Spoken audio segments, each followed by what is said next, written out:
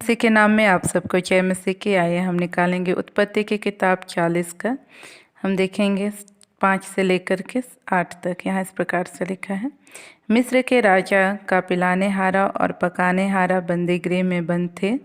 उन दोनों ने एक ही रात में अपने अपने होनहार के अनुसार स्वप्न देखा। सवेरे जब यूसुफ उनके पास अंदर गया तब उन पर उसने जो दृष्टि की तो क्या देखता है कि वे उदास हैं। इसलिए उसने फिरौन के उन हाकिमों से जो उसके साथ उसके स्वामी के घर के बंदीगृह में थे पूछा, आज तुम्हारे मुंह क्यों उदास हैं?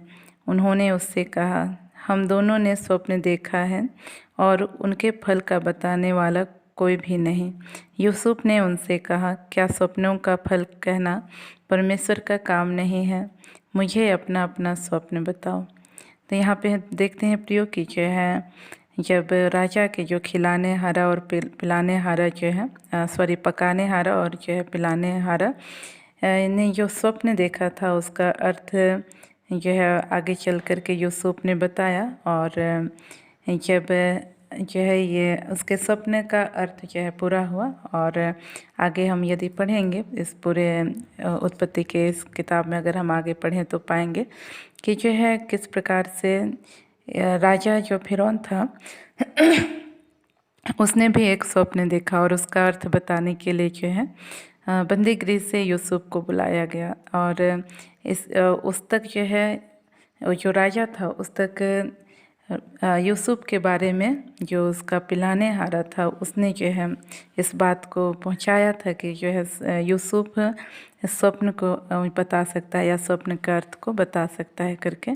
और हम देखते हैं वहीं से उसकी ज़िंदगी में एक नया मोड़ आया और उसके सारे दुख और दर्दों का अंत हो गया।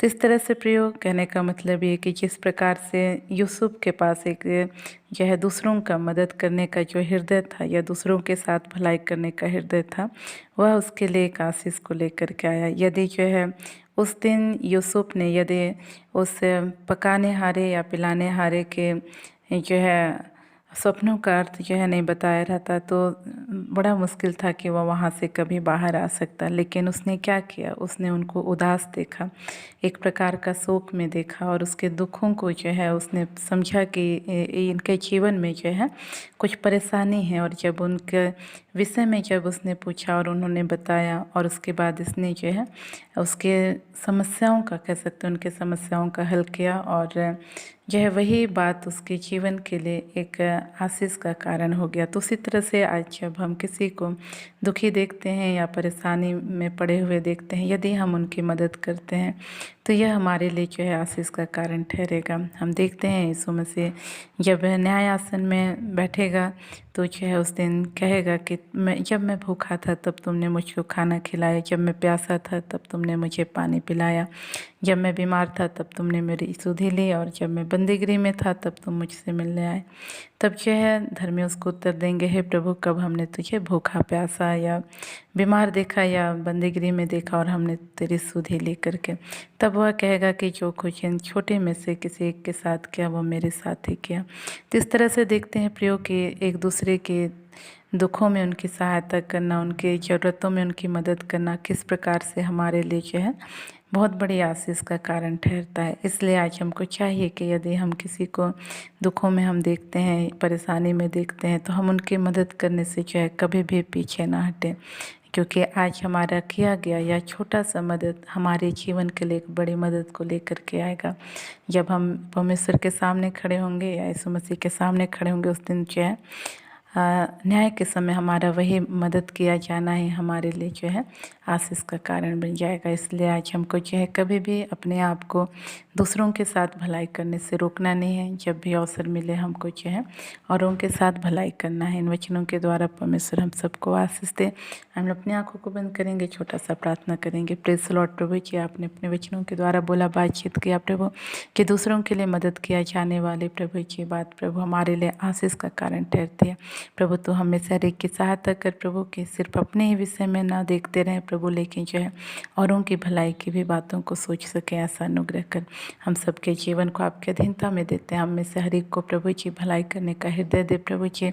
और ऐसा समय में प्रभु जी आपके पिता परमेश्वर, हाँ प्रभु, हम खुद प्रभु जब प्रभु एक ज़रूरत में से या कमी घटी में से होकर गुजरते हैं प्रभु, ऐसे समय में भी प्रभु जी हम पिता परमेश्वर आपकी प्रभु जी लोगों की सहायता करने वाले बन सकें। ऐसा अनुग्रह कर और उन ज़रूरतमंदों की भी सहायता कर सके प्रभु, जिनको आवश्यकता है।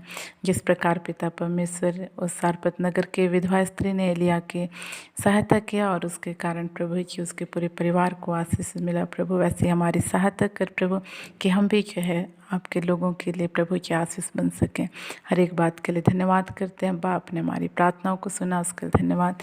एक बार हम प्रार्थना करते हैं प्रभु उन बीमार व्यक्तियों के लिए प्रभु, जो नाना प्रकार की बीमारी से ग्रसित हैं।